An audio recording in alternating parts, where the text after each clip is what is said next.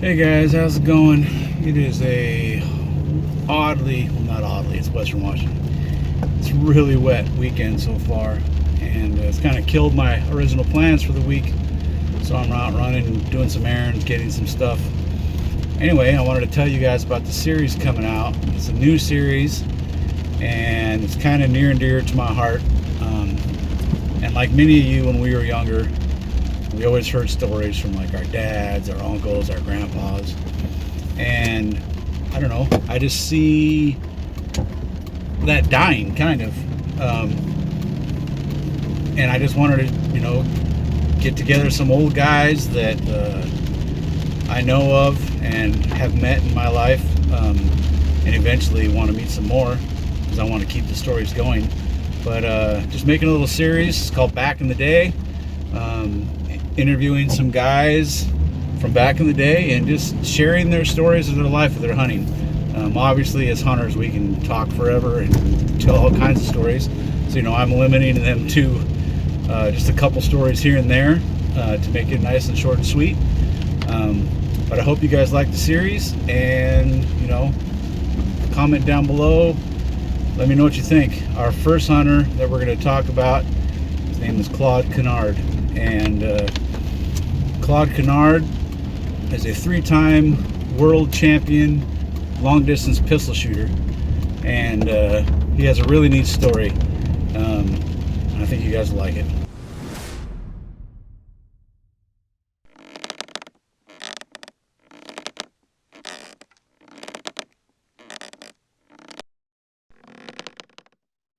So, how do you say your last name? Canard. Canard. Yes. So Claude Canard. Yes. So Claude, how'd you get into hunting? I moved up here from Florida and never heard of really going out hunting before I even came up here. Right. So a couple of friends in high school decided to take me along one time, and that's all it took. Right. Yeah. After that, I was wanting to go everywhere, anytime, anywhere. Right. So yeah, it really hit me hard. So was the shooting before hunting or after hunting? No, it was after I started hunting. The shooting I didn't get into until 1979.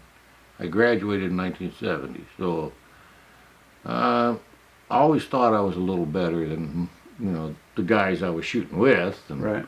the first match I ever went into, in a 40-round match, I shot 8. So it really humbled me. Then I really wanted to be up in there, with the guys that were good. Right. It took me, well, it really didn't take me very long. I started shooting in November of 1980, And what are we shooting, by the way? metallic silhouette, Okay. and started in November of 1980. And by August of 1981, I was a world champion with a world record. Nice. So that kind of humbled the guy. Well, it kind of straightened things out. They didn't like me beating them out just playing. Right. But now it kind of, it wasn't quite as embarrassing to them, I guess. Right. So, but yeah, I really got bit by that bug hard. So obviously we're here in your shop. Did you do this at the same time as shooting, or was this an afterthought, or what did you do before? If I wasn't doing this when I was shooting, I wouldn't have been able to afford to shoot. For one, I started my business in 1980 and ran the shooter shop. And without the ability to buy wholesale, and well, that was a main issue. Being able to buy wholesale allowed me the time and the material to actually go out and practice and move around. I went everywhere I could to be able to shoot a match. Right. So every weekend my time was consumed for virtually every weekend, traveling between here and Idaho and Oregon. And in 1982, actually back to Indianapolis for the international championship back there. Okay. So, So are you a one-time world champion, or is there multiple? 3. 3. Yeah. Okay. What years were those? 81, and I won 2 in 82. One for revolver and one for standing. The thing, 1981, I set the world record for the standing offhand, and in 1982 did it again on my prosthetics, Okay. and also won the revolver championship that same year. Okay. So I set a world record with the revolver that year. So what kind of gun are we shooting? My revolver at that time was a Ruger Super Black Op 44 Mag. Okay. And for winning the championship, I got my picture taken with Bill Ruger Jr. Dan Wesson decided to up him a little bit and gave me 4 guns. So I started I couldn't shoot the Dan Wessons very well. They're a double action revolver. And so then I started shooting with Freedom Arms. And like not for Freedom Arms, I was just using a Freedom Arms revolver. And since then I believe I've owned 4 different Freedom Arms revolvers. So very, very nice revolver. Any changes you make to those revolvers, about 95% of the time I'd have to go back to the factory because they're all hand assembled and very high quality pistol. So now at the end I was shooting a 357, but the loads we were using back then, you had to knock over a 60-pound target. If you hit it and it didn't fall, it's a miss. So I was using a 200 grain bullet out of a 357, and I believe to put it in virtually any other revolver, it would probably break it, if not blow it up. So, Okay. you know, it was that. It's just Freedom Arms is a very strong, very Right. strong built weapon. So Yeah, it was really cool the very first time I came in here, and when I was told that you knew about guns, and then I started reading these articles on the wall, I was a little blown away by, you know, the legendary status. yeah, that you know, a lot of people talk, Right. and when I tell people, "Hey, yeah, I was a world champion," you're full of it, Right. you know. Yeah. And then I take them over to my little wall of fame or wall of shame, whatever you Right. want to call it. So, Right. Yeah. yeah. No, it's very neat.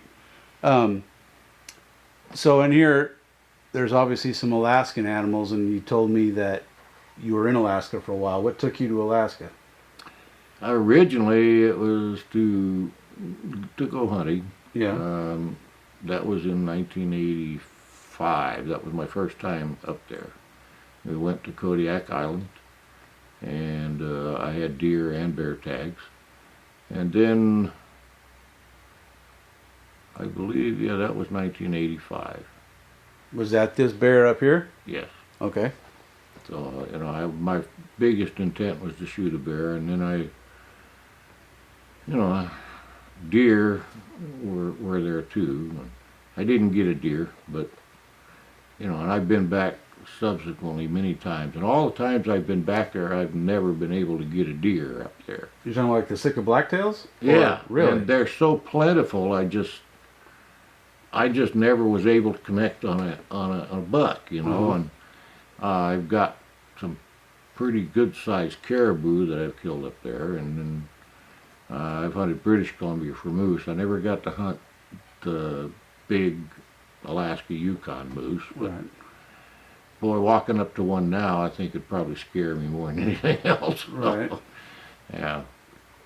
But first time I was close to Alaska Yukon moose, we were going up to Alaska. This was in 1990. And we're going through Homer to get on the ferry. We stopped at the grocery store to get a few snacks and stuff on the ferry. It's a 13-hour ferry ride. And while we were in Homer, we drove around behind the store in the parking lot, and there was a bull that they were throwing lettuce out the door. So this bull decided he wanted to get into the box. He turned his head to get into the box of lettuce, and then he couldn't get out. And if the building hadn't been made out of concrete, he'd have shredded that building. But they ended up having to bring the game department in and tranquilize him to get him out of the door frame, you know. That was pretty, you know, good 6.5 feet tall to the hump on his back. And, Right. and he was probably 50 inches wide. But to see something up close like that, and that's not a real big one. Right. You know, he's a medium-sized bull. To see something up close like that, and then to imagine some of the big ones, boy, that kind of gets you by the throat. Those things are big, big animals. So, Right. yeah. So what was the first animal you ever killed? Would have been a deer. A deer? Yeah. Was it right here in Washington? Yes. Yes. In King Creek, which is now Hancock. Okay. Yeah, I shot a 3-point blacktail, and to me that was biggest buck in the world. And you look at him now, he's a little basket buck, but Right. you know, it's my first buck. So, Right. Yeah, well, the first one's always special. yeah, it was. Now you were telling me your greatest memory is the caribou on the wall. Yes. Mind sharing would that have been, story? what year was that? That was 1985. The first caribou hunt, first deer and bear hunt was in 1983. Excuse me. 1985 is when I went back up for caribou, and we were out in we flew into a fishing lodge. Friends of mine owned the lodge, and my intent was to go up there, and I got to fly out for caribou. Nobody at the lodge, they couldn't spare any of the hands at the lodge, so they found a guy that was staying in Port Allsworth, which is where we were, and he was a teacher out there on break, and he wanted to go caribou hunting too. So the lodge provided him with the free flight to go out and help me. That was shortly after I lost my legs. And geez, we were only there for 3 days, and I'll bet we saw 1,000 caribou a day, real easy. Mm-hmm. And I was so excited. The first bull I shot at, I went over his back, and I'll bet he wasn't 150 yards away. I was pretty embarrassed. But then the next day, I saw a whole line of them coming in. There was probably 150 in the group, and at the back of the group there were 5 bulls. And I picked out the biggest one what I thought was the biggest one, and took a shot, and I thought I missed him because of my experience the day before. Right. Well, then I turned around and looked at the guy. He dropped like a banana peel, so it was cool. Nice. So you said that was after you lost your legs? Yes. I lost my legs in November 1981. And how did that happen? I was making a left-hand turn, and a logging truck pulled out to pass. There were 7 cars behind me, and he was on his way home, and decided he needed to get there faster.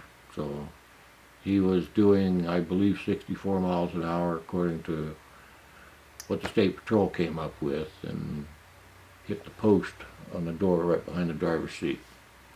Very minor damage to the truck, but my car traveled 260 some feet before it hit the ground again.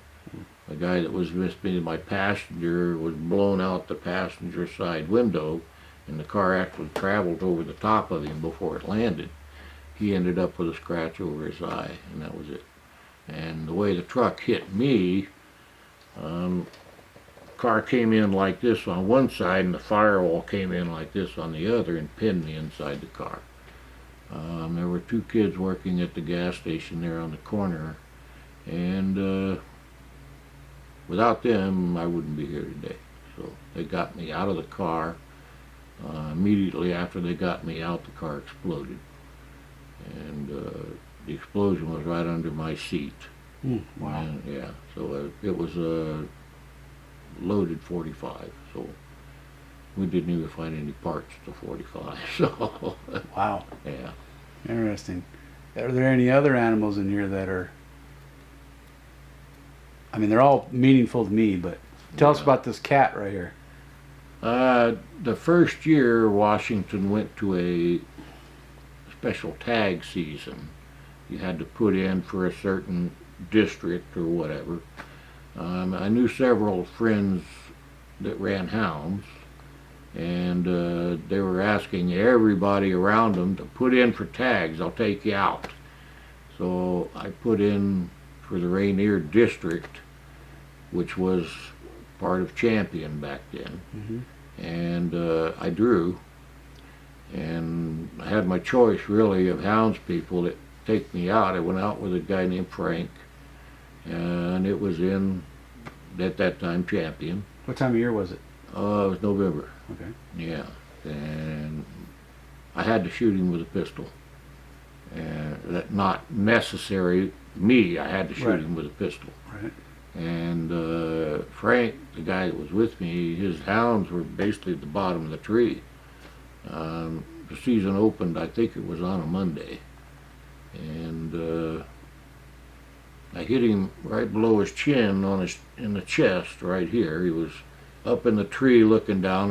Wasn't very happy, and I hit him. He went over backwards and then tumbled down the tree. It was probably a 75, 80-yard shot. And the guy I went with says, "I'm really disappointed. You're supposed to hit him here, and you were about an inch off the side." So, Yeah, that's true marksmanship. yeah. So, but I was that was yeah, that's a real hard one between the caribou and that cat. Yeah. So, yeah, he's a really pretty cat. I have yet to ever see a cat. You know, I had never seen one before, but we were back up in there not a month later, and what I would have sworn would have been a deer. And I was paying better attention now, and I saw his tail. So that was the second one I saw within a month. Mm-hmm. And since then I've seen 3 more. So that's the only one I shot though. So Very cool. yeah. So in all your hunting prowess and years, is there anything that you think the people coming up should know? Safety, safety, safety. Safety, safety, safety. Don't ever believe the gun's unloaded. I mean, from my experience, more people are killed with an unloaded gun, and it turns into straight carelessness as far as I'm concerned. Right. What do you think about this movement of trying to take guns and outlaw certain guns? I believe, go back to 1940s, I believe that if the American public was unarmed, Japanese wouldn't have stopped at Pearl Island. They'd have been invading our west coast.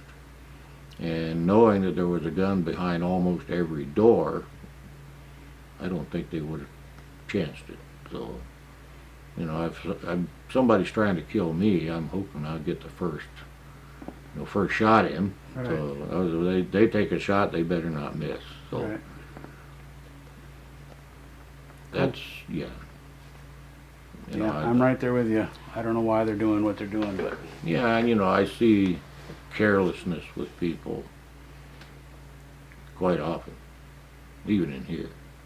I don't know how many holes I've got through my ceiling in here, but oh really? people believe in this, especially with black powder rifles. The newer ones are just the opposite, I think, of what they should be. You have a bolt-action black powder rifle, and the bolt actually has to be open because it slam fires. When you put the bolt down, that's the safety. And the guy that come in apparently didn't know his gun was unloaded, opened the bolt, pulled the trigger, and blew a hole in my roof. So, you know, it's just flat out carelessness, not knowing what you have in your hands, not knowing how it operates, and people get killed that way. Right. So, you know, if it had been pointed at me, I'd had a very large 50 caliber bullet. You know, big hole. Right. Yeah. Cool. No. Any other cool stories you want to share? I got a pretty good one. I started my silhouette career at Paul Bunyan, and right after my accident, I was having some extreme problems with my arms and getting used to getting back into the position to shoot. And my prosthetics, I don't have ankles anymore, so my toes are sitting up in the air, and didn't realize it, but the barrel was pointed right at the tip of my shoe. So I fire a shot and my leg goes tumbling down range, and it tore it right off.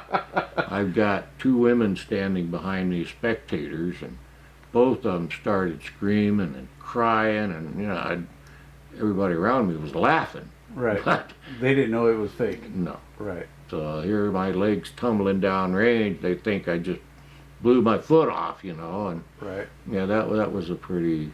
I'm still trying to live that one down. So, Right. again, carelessness. Yeah. So how long have you been doing gunsmithing and loading? Well, I started with reloading. 19.